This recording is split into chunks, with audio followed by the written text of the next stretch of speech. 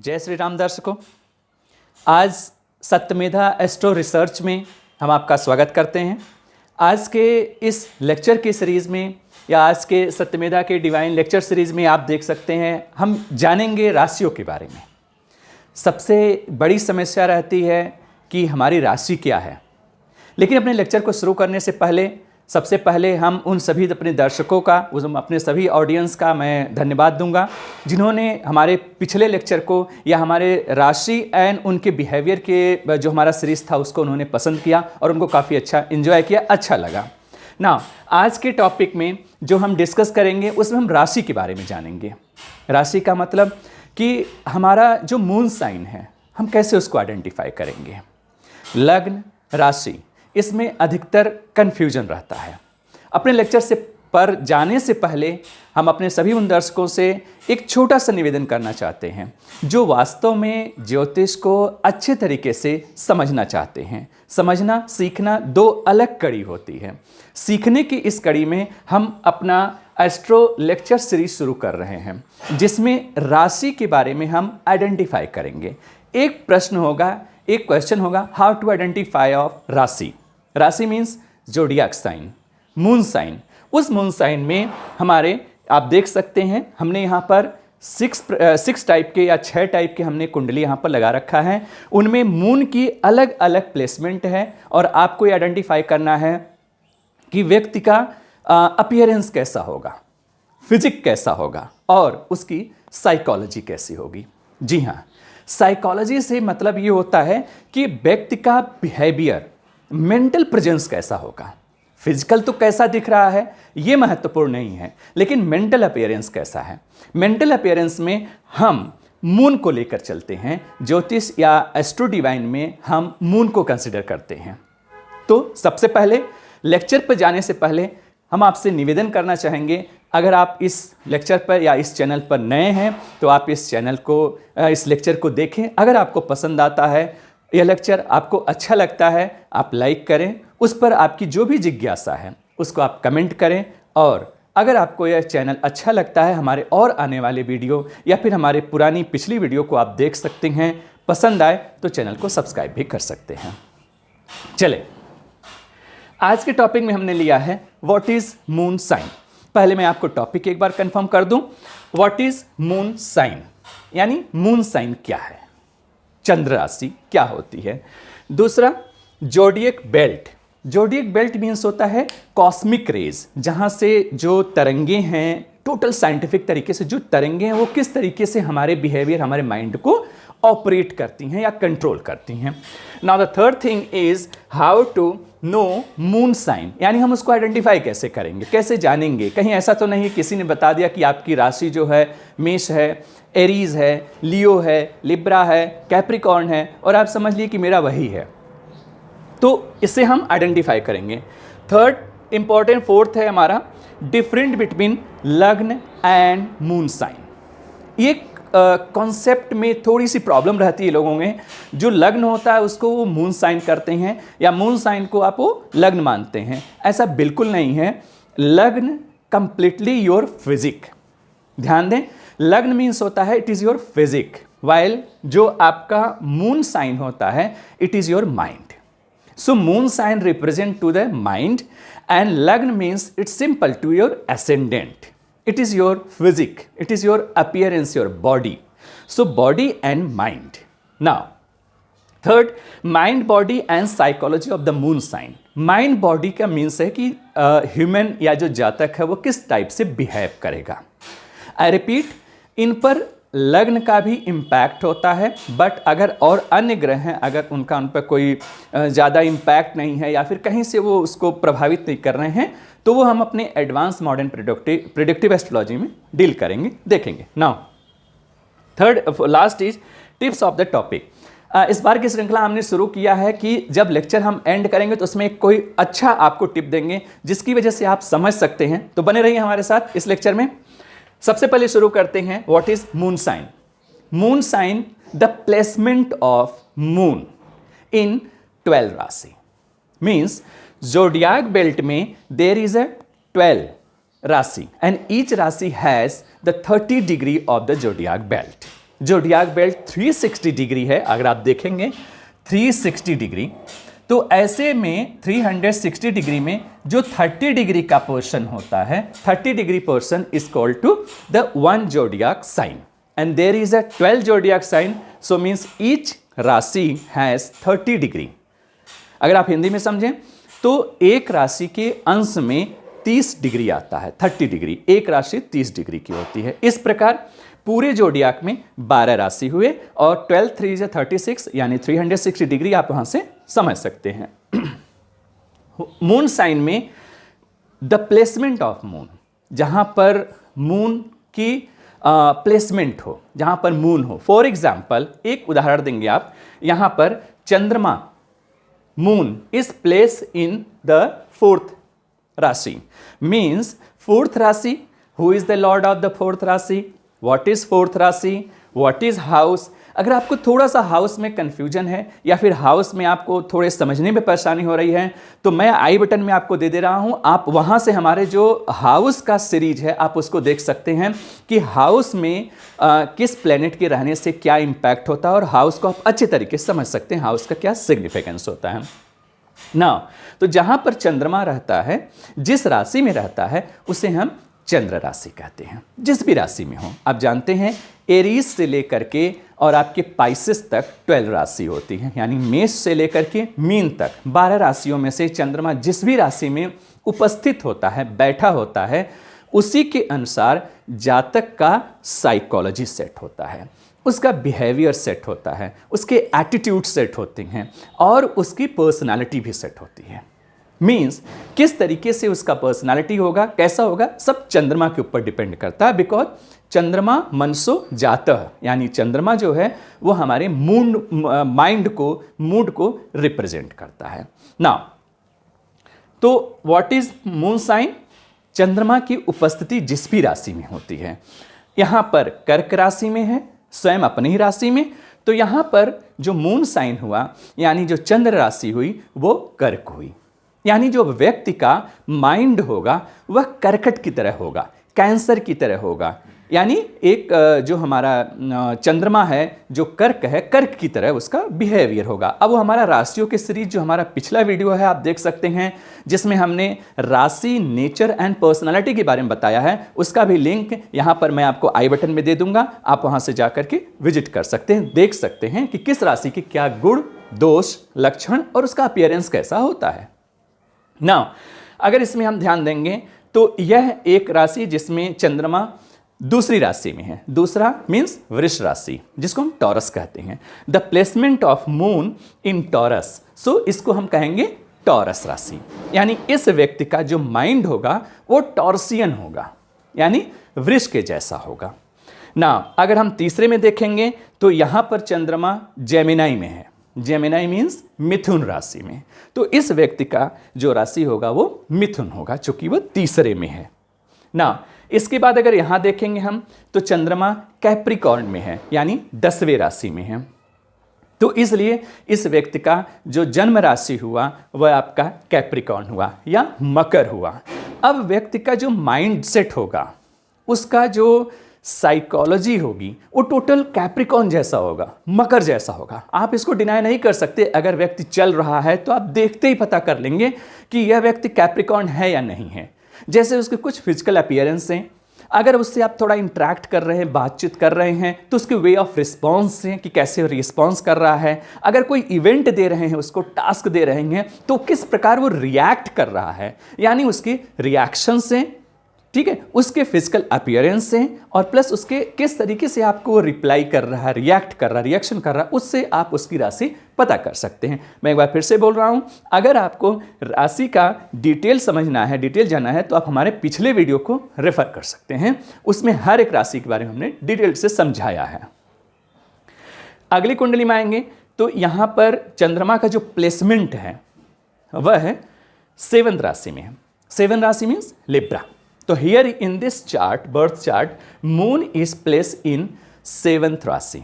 7th राशि is Libra. So this kundali, this chart, moon represent as Libra and the native has a Libra moon sign, means व्यक्ति जो होगा वो तुला राशि का होगा। लास्ट में देखेंगे तो इस वाले कुंडली में आप देखेंगे तो चंद्रमा जो है वह वृश्चिक राशि में है। वृश्चिक का मतलब हो गया कि यहाँ पर स्कॉर्पियो, तो मून प्लेस इन स्कॉर्पियो। अब इतने उदाहरण से 6 टाइप के कुंडली के उदाहरण से नाउ यू अंडरस्टैंड, आप समझ ही गए होंगे कि इसमें हम कैसे अपनी राशि को आइडेंटिफाई करेंगे। I repeat in hashtag the placement of moon in राशि known as moon sign. There is 12 Rashi, there is 12 Rashi in zodiac belt. So when moon transit and place in the Rashi, it is known as moon sign. जिस भी राशि में वो transit करता है उसको कहते हैं मून साइन।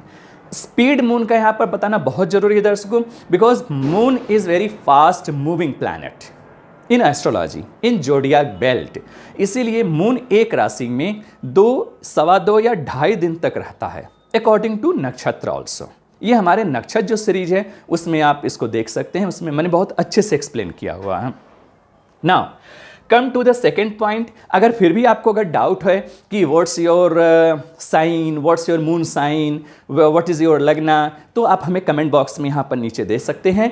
कमेंट बॉक्स में आप क्वेश्चन पूछ सकते हैं और जो भी है आपकी अपनी जिज्ञासा शांत कर सकते हैं। या फिर if you want to wish to make a consultation, what is the your detail, what is your this ascendant and career thing, then you can write to out my the email and you can find the email in description box. Now come on, next करते हैं हम zodiac belt cosmic wave. Cosmic wave is a very broad concept, means इसमें है जो ब्रह्मांड की जितनी भी पूरी हमारी शक्ति है, जो वेव है, बेसिकली करके वो वेव के फॉर्म में ट्रेवल करते हैं। जैसे आप जानते हैं ड्यूअल बिहेवियर ऑफ जो हमारे वेव के होते हैं, मैग्नेट के होते हैं, उसमें जो कॉस्मिक वेव है it's a control to our physique, it's a control to our mind, यानी how to we appear in the different situation. It's a human behavior, but particularly it's all to govern by the moon. It's all to govern by to our fate, to our destiny, and that to all things calculate with the help of this astrological calculation. Like Mahadasha, like transit, there is so many things which help. ये बहुत सारी चीज़ें होती हैं जो मदद करती हैं कि व्यक्ति का जो करंट सिचुएशन है आप उसको आइडेंटिफाई करो, आप उसको गाइड करो। तो इसके लिए हम मॉडर्न प्रेडिक्टिव एस्ट्रोलॉजी में जब हम इसको शुरू करेंगे तो उसको अच्छे से आपको समझाएंगे। Now how to know moon sign बता दिया हूं, मैं फिर हैशटैग बोल रहा हूं, the placement of moon in sign known as moon sign, that's it. Next, difference between lagna and moon sign. Means जो डिफरेंस होता है लग्न का, कि किस तरीके से हमें समझना चाहिए कि हमारा लग्न है, हमारा राशि। देखिए जो लग्न होता है यह आपका फिजिकल अपीयरेंस है। लग्न में भी कोई ना कोई नंबर लिखा होगा। पहले आप समझिए लग्न क्या है। जैसे यहां देखेंगे जो प्रथम घर है यह आपका लग्न है। इस कुंडली के लिए आपका लग्न मेष हुआ, यानी जो जातक के अंदर उसका जो फिजिकल बनावट है, यानी उसकी जो फिजिकल कह सकते हैं एक स्ट्रक्चर है, वो टोटल एरीज की तरह होगा। और ये भी एरीज एक राशि है, लेकिन बिकॉज चंद्रमा यहाँ नहीं है इसीलिए हम इसको चंद्र राशि नहीं कहेंगे, इसको हम लग्न कहेंगे। बेसिकली लग्न is the zodiac belt when the native born at the time of the eastern phase और eastern zodiac belt. Eastern zodiac belt में जब जातक जन्म लेता है उस समय जो राशि उदय होती है, यानी उस समय जो राशि का उदय होती है, यानी जो राशि राइज करती है, द राइजिंग राशि उस समय जो होता है इट इज ए लग्न। इसमें देखेंगे आप तो इस चार्ट में, इस कुंडली में आप देखेंगे तो यहां पर एक लिखा हुआ है, एक मतलब मेष यानी Aries. Aries, Taurus, Gemini, Cancer, Leo, ये राशि है हमारा 1 to लेकर के 12 तक ना। उसमें फर्स्ट राशि थी जोडियाक है हमारा, that is first is the Aries. Now here अगर यहाँ आएंगे तो यहाँ पर ये एसेंडेंट हैं, मैं मार्क कर दे रहा हूँ, दीज आर द एसेंडेंट। इसमें भी आप देखेंगे एसेंडेंट हैं, this is ascendant and this one. जहाँ पर डबल लाइन है it is a ascendant first house, तो फर्स्ट हाउस में फर्स्ट लिखा है इसलिए मेष लग्न हुआ। फर्स्ट हाउस में 5 लिखा हुआ है 5, सो इट इज ए लियो लग्न हुआ, लियो लग्न। टेक केयर, लियो लग्न but moon sign is taurus.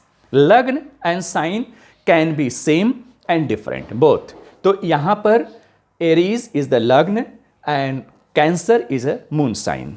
Here is Leo is the लग्न and Taurus is a moon sign. Now here is देखेंगे यहां पर अगर, तो यहां पर 10 लिखा है यानी कैप्रिकॉर्न. यहां पर जो जातक होगा वो मकर लग्न का होगा, बट मून साइन उसका क्या होगा, मिथुन होगा. तो उसका जो माइंड होगा वो मिथुन जैसा होगा, यानी जेमिनाई जैसा होगा. उसके जो कैरेक्टर है उसके अकॉर्डिंग होगा, बट उसका जो लग्न है, फिजिक है, बॉडी है, हार्डवेयर है उसका जो, वो उसका हार्डवेयर मकर जैसा होगा. तो हार्डवेयर सॉफ्टवेयर का मतलब सिर्फ इतना है, लग्न और राशि. ना इसमें देखेंगे यहां पर मिथुन यानी 3 लिखा है, तो लग्न मिथुन हुआ और राशि यहां पर मकर हो गई. फिर से देखेंगे अगर इसमें, तो यहां पर the position of moon in first house. So what we say, guess करिए. यहां पर राशि भी आपका लिब्रा हुआ और लग्न भी लिब्रा हुआ. मीन्स दो पर्सन होगा, उसका जो अपीयरेंस, फिजिकल अपीयरेंस होगा वो तुला जैसा होगा, और प्लस उसका जो माइंड एंड मूड होगा, बोथ आर द सेम. अगर अदर जो है, या if other not planet they significantly they are not to impact on the other rashi, then different thing. उसको हम अपने एडवांस मॉडर्न प्रेडिक्टिव एस्ट्रोलॉजी में आपको बताएंगे. ना यहां देखेंगे, यहां पर 12 लिखा है यानी मीन राशि. तो इसका जो लग्न हुआ वो मीन हुआ, जातक का जो लग्न है वो मीन है, और यहां पर जो जातक की राशि है वो वृश्चिक हुई. इससे तो आप समझ में आया होगा, क्योंकि ये 6 टाइप के हमने आपको एक उदाहरण दिया समझाने के लिए. तो लग्न का मतलब होता है the first house is a ascendant of a kundli. North style कुंडली है, तो उसमें अगर आपको कुंडली नॉर्थ स्टाइल, साउथ स्टाइल में भी आपको कोई प्रॉब्लम है समझने में, मैं आई बटन में फिर आपको लिंक दे दूंगा, आप वहां से देख सकते हैं. डिस्क्रिप्शन बॉक्स में भी है कि how to identify what is the basic difference of the north style and south style of the kundli. ना इसके राशि और लग्न से आप अच्छे से परिचित हो गए होंगे. फिर चलते हैं हम mind, body and psychology of the moon sign. Mind body means होता है कि जो व्यक्ति है उसका माइंड कैसा होगा, उसकी बॉडी कैसी होगी और उसकी साइकोलॉजी कैसी होगी. Let's start to discuss about the first house. यहां से हम डिस्कस करते हैं.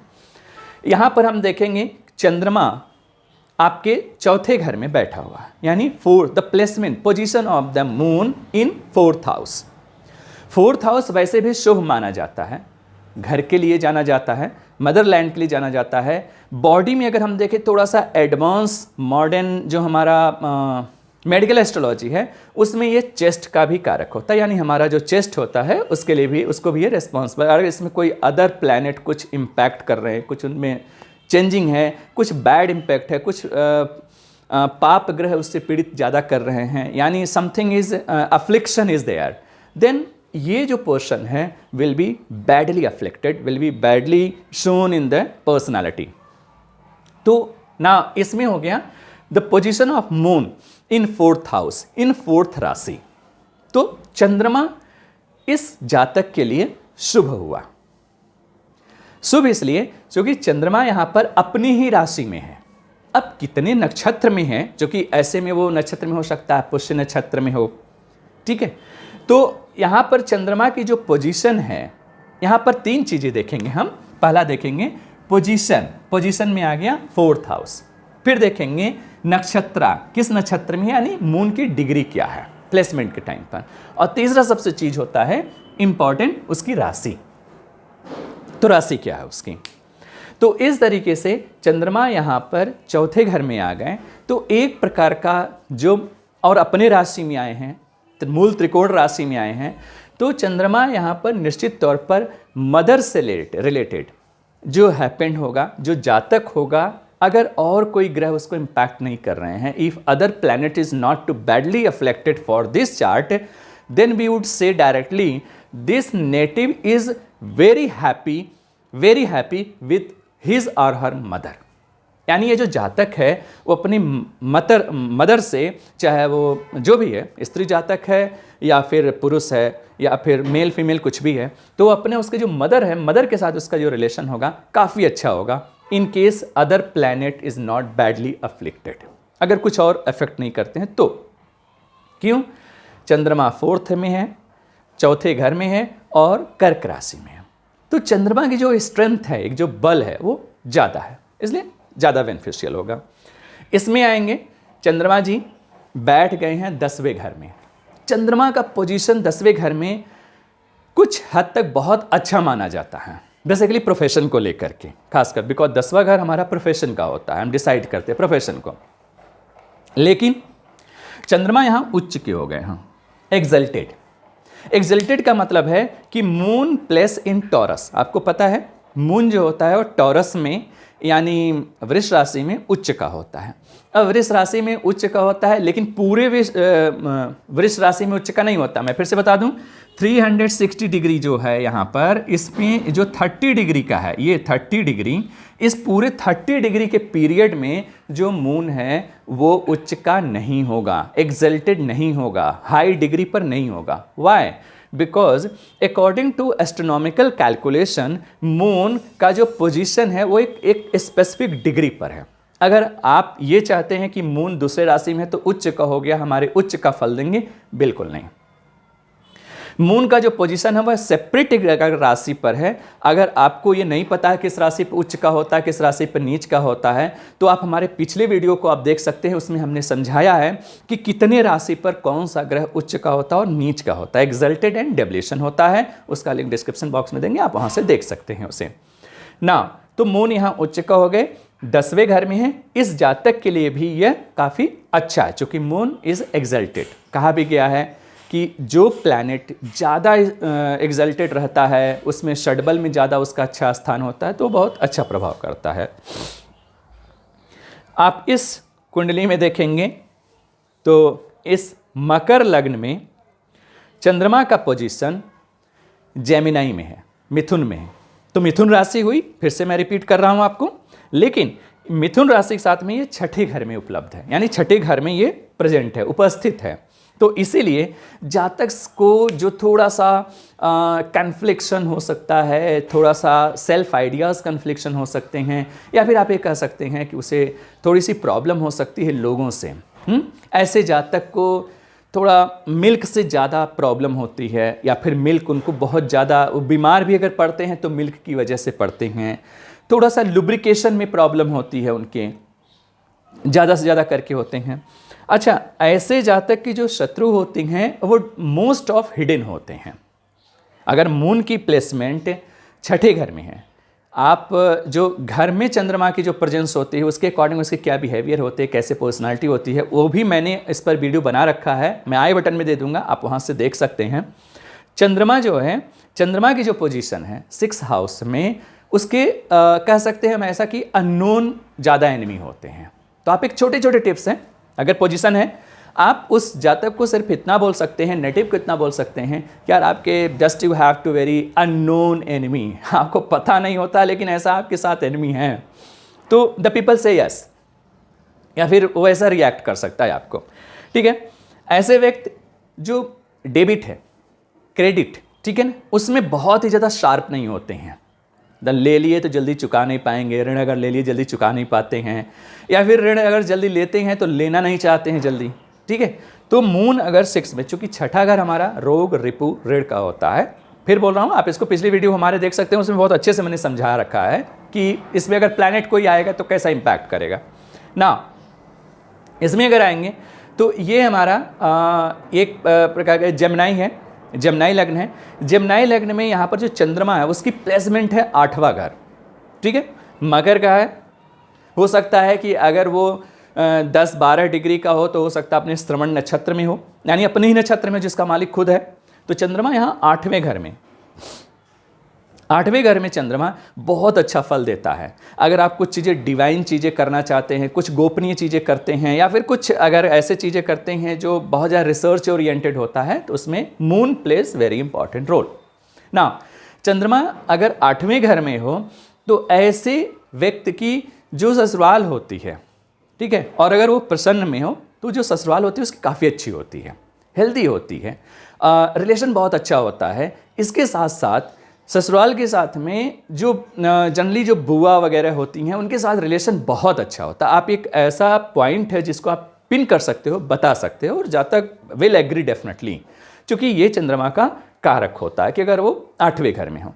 आयु से संबंधित कहते हैं दोष लगता है, लेकिन ज़्यादा स्टडी करने पर ऐसा पता चला कि ऐसा कुछ नहीं है। चंद्रमा अगर 8वें घर में है तो आयु से संबंधित थोड़ी सी कुछ कष्ट देता है, लेकिन ऐसा नहीं कि आपकी आयु को छोटा कर देता, आपकी लाइफ को, आपके लाइफ स्पैन को छोटा करता है। It is not to like that, ठीक है ना। यहाँ पर अगर हम मून को देखें इस कुंडली में, तो मून यहाँ पर लिब्रा में है। लिब्रा का मतलब तुला में, तो स्वयं मीन्स इसके उसमें आ गया, अपने फिजिक में आ गया। फिजिक में आने में व्यक्ति का माइंड बहुत शार्प होगा, बहुत बैलेंस होगा, बहुत ही वर्किंग हार्ड होगा, और बहुत ही उसका जो बॉडी होगा थोड़ा काइंड ऑफ दिस फैंसी इस टाइप का होगा। थोड़ा ज़्यादा से ज़्यादा करके उसको मल्टी या डिफरेंट कलर के कपड़े पहनने पसंद होंगे। ऐसा इसलिए क्योंकि ये तुला है, और तुला का मालिक स्वयं शुक्र होता है। अगर हम बात इस कुंडली की करते हैं इसका, तो इसमें चंद्रमा जो है आप देखेंगे 8वें राशि में है, यानी चंद्रमा जो है वो डेविएट हो गया, नीच का हो गया। एक बार मैं फिर से आपको बताऊं दर्शकों, चंद्रमा जो नीच का होता है वो एक सेपरेट और एक स्पेसिफिक डिग्री पर होता है, पूरे राशि में वो नीच का बिल्कुल नहीं होगा। तो उसके जो इम्पैक्ट होंगे उसी राशि के डिग्री के अकॉर्डिंग होंगे। तो यहाँ पर चंद्रमा वृष राशि में है, वृश्चिक राशि में है, और यहाँ पर लग्न जो है मीन।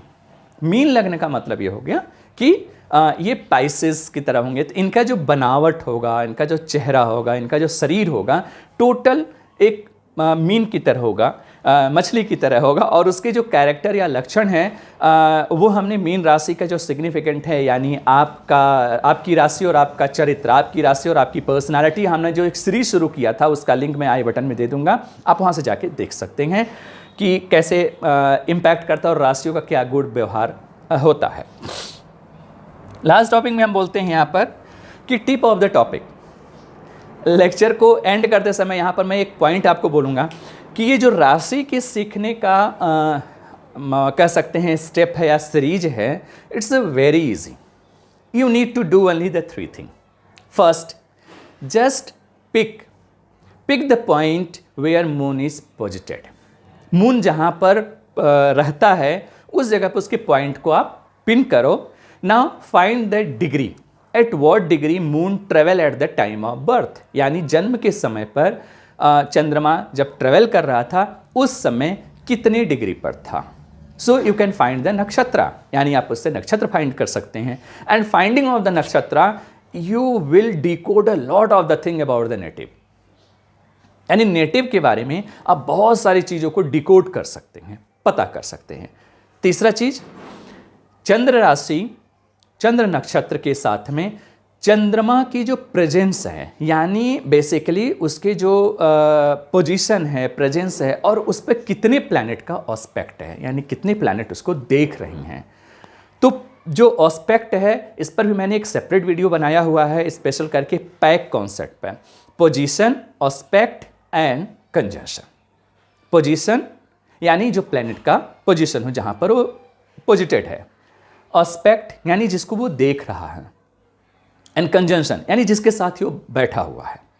तो इन सब का कुंडली में ज़्यादा इम्पैक्ट पड़ता है जब आप एक होलिस्टिक एनालिसिस करते हो चार्ट का, चाहे वो कैरियर एनालिसिस करो, चाहे वो हेल्थ एनालिसिस करो, फिनेंशियल एनालिसिस करो, या फिर आप उसके फैमिली या रिलेशनशिप को एनालिसिस करो, मैरिज को एनालिसिस करो। जिस भी टॉपिक को आपको एनालिसिस करना है उसमें आपको मून को जरूर पकड़ना है, because moon is the presence of mind.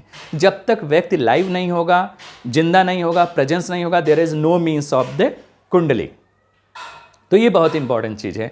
आज के टिप्स के लिए हम आपको एक बहुत सिंपल बताएं, दर्शकों आपको ध्यान से सुनना इस बात को। चंद्रमा अगर आपके कुंडली में किसी भी प्रकार हैं, खराब हैं, अच्छे हैं, दोनों कंडीशन में आपको बहुत बड़ा लाभ मिलने वाला है, बहुत बड़ा लाभ होगा आपको। आपको करना सिर्फ इतना ही है कि चंद्रमा से रिलेटेड जैसे मदर, माँ से आपको अपने रिश्ता बहुत जल्दी खराब नहीं करना है। मदर से आपको हमेशा बने रहना, क्योंकि जैसा हमारा आचरण होता है, व्यवहार होता है, ठीक उसी तरीके से प्लैनेट भी हमारे लिए कार्य करते हैं। तो मदर से अपने रिलेशन को आपको अच्छा रखना है, ज़्यादा से ज़्यादा। मदर से रिलेटेड जितने, फिर मदर के जैसे भी अगर कोई है, स्त्री से अगर कोई है, तो उसमें थोड़ा सा आपको रिलेशन अपने अच्छे रखने हैं, यानी उनको बहुत ज़्यादा से ज़्यादा कर करके कन्फ्लिक्शन नहीं क्रिएट करना है। खास करके अगर आपके कुछ दशा ऐसा चलती हो तो just take care about to that. ना दूसरा चीज़ है कि अगर आपके घर में कुछ जल की समस्या ऐसा होती है, जो मैंने आपको वास्तु रेमेडी के बारे में भी थोड़ा सा आपको चंद्रमा की इन्वॉल्वमेंट बता रहा हूँ, तो आपके घर में जो थोड़ा सा जल का है, थोड़ा सा उसको टेक केयर करना। अगर कहीं पर वाटर ड्रॉप ज़्यादा हो रहा है, यानी लीकेज ज़्यादा है, तो you should take care about to that, यानी एक बार रिपेयर करा के उसको ठीक करें, बिकॉज ये चंद्रमा के दोष को दिखाता है। और इससे आपकी जो फाइनेंशियल, आपके जो लॉस होगा, पैसे का जो लॉस होता है, या फिर जो leakage of the money, leakage of thought, lot of the thing will go to drain day by day. तो आपको लीकेज को ज़्यादा फोकस करना है। घर में ये देखना है कि लीकेज कम हो, वाटर का, पानी की वेस्टेज बहुत कम हो घर में, बिकॉज ये सभी पूरी की पूरी क्राइटेरिया जो है सब चंद्रमा के अंदर आता है। और भी हमारे मॉडर्न लाइफ में हम अपने छोटे छोटे टिप्स से कैसे इंप्रूव कर सकते हैं अपने लाइफ स्टाइल को, अपने बिहेवियर को, अपने प्रोफेशन को, अपने कैरियर को, ये मैं आने वाले अपने वीडियो में जो हमारा स्पेशली कर करके मॉडर्न एस्ट्रोलॉजी प्रोडक्टिव सीरीज होगा, उसमें मैं डिटेल ज़रूर आपको बताऊंगा। आज के इस लेक्चर में सिर्फ इतना ही। अगले लेक्चर में राशियों के बारे में और डिटेल में हम बात करेंगे। तब तक के लिए हमें आज्ञा दीजिए। नमस्कार।